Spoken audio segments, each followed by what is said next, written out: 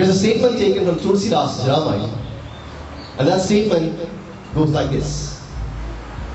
In the words of Narad Muniji, Tulsidas documents, he says,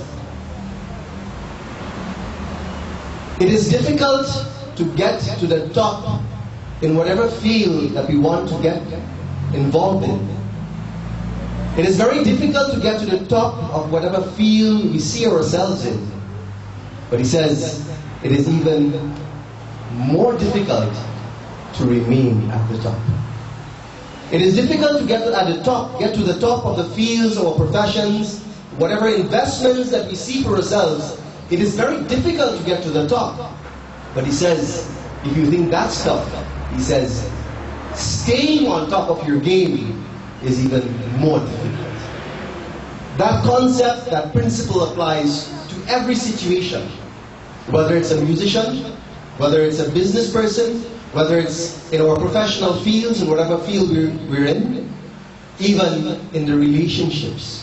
You see, when boy meets girl and boy falls in love with girl and vice versa, we bring out the best in the human being.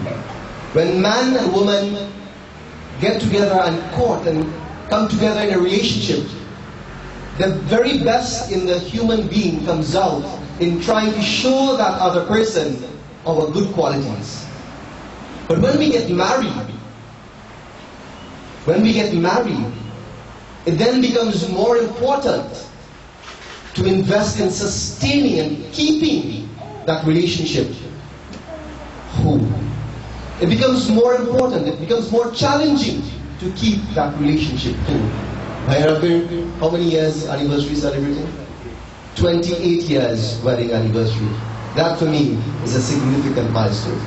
And we should ask ourselves this question. What is it that we have in the relationship, in our relationships, that causes us to be tremendously attracted to the other person before we get married? And after we get married, we remain attracted. But things change during that process of living together. There will always be things that will change. As a matter of fact, that's one of the beauties of life, in that life is a constant change.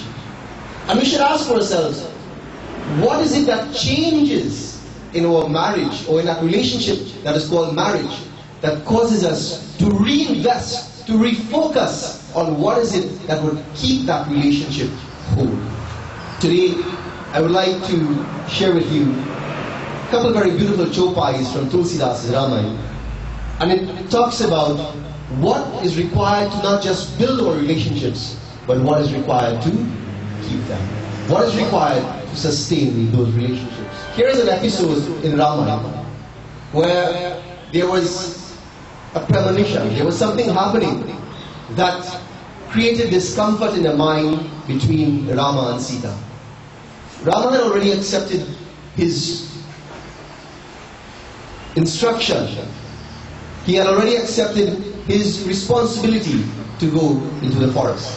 And here in this chopai, leading up to this chopai, Tulsidas is saying, Rama had agreed to go. He wanted to fulfill the promise of his father. We also see that Lakshmana also had consented. But more than consented, he asked, I would like to go and be a part of my brother's sacrifice. And the third person here involved in this discussion was Sita. Here is a situation where there was a young bride and groom, Sita and Ram. And in a very short space of time after their marriage, Rama is going into the forest. And the consequence of that action was this. The mother of Rama, Kaushalyaji, is saying, it makes no sense for Sita to go into the forest as well. For she's just a simple, young, tender maiden. She would not be able to endure the harsh conditions of the forest. And she's saying to Rama, when you go, it is one thing for us to grieve and feel the loss of your absence.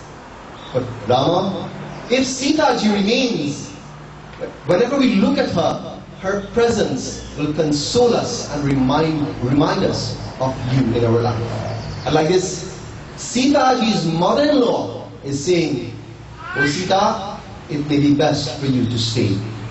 And in this chopai, Rama now gets involved in the conversation. And he says, "Sadar sasu sasur pad puja." Sadar sasu sasur pad puja. He says, for a woman, and these are the words of Rama to Sita ji, his wife, for a woman, there is no other duty more sacred than this. And what is that? He says it is to do reverent service to the feet of her husband's parents. Wherever my mother recalls me to mind and she becomes distraught with affection and solitude, "Oh my love Sita ji, you should be there to comfort her and tell her stories about me, Sita ji. I tell you sincerely, and I swear 100 times," Rama says, "for my mother's sake, oh my dear Dulhan, that I wish to leave you behind." This was the request. This was the situation that Sita ji was faced in her marriage. One of the most important things that we should understand, that in any relationship, we are encouraged to have differences of opinions. And I have said this 100 times before. In this world, what makes this world beautiful is that we each represent a different flower. We all have a different color, we have a different shape, and we may have our own unique fragrance. If this entire world were only gander, then we would never appreciate anything different. But when there is a collection, when there is the culmination of the variety of flowers in this world, then what much more beautiful garden there would be. In the same way, you and I came into this world as a unique individual. We came into this world destined to be different.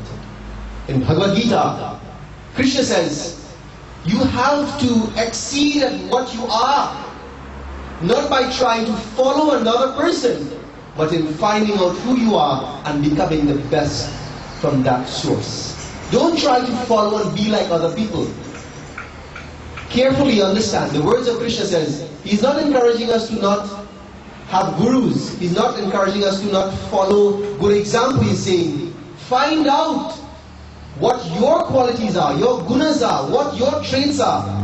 Find out who you truly are as a person. What causes you to tick, so to speak. What causes you to resonate when your value system becomes evident to you. And he says, when you find out what your qualities are, then use that to be different and contribute to society. Those were the words of Krishna. And if you think of relationships, our relationships, we are encouraged to come into our relationships with differences. In the workplace, my bhaiya, good to see you this morning. In our workplace, we are encouraged to be different. As a matter of fact, in politics, one of the most detrimental things that would occur at the political level is when everybody yeses the boss. So when the political leader says, today, all the clouds in the sky will be red. And if everyone says, yes sir, they're all so very beautiful, look how red they're looking today, then the leader becomes an authoritarian leader. He becomes communist in nature, where no matter what he says becomes the rule. And I don't have to explain to you the consequence of dictatorship. I don't have to explain to you the consequence of when advisors give words of advice to the leader that is detrimental to the benefit of himself and society. It is important that when we surround ourselves in life, not just as leaders, as husbands, as wives, as supervisors, as employees, we must ensure that when we have people around us, it is a healthy thing for people to disagree with us. It is a healthy thing to allow people to express themselves when they have a difference of opinion.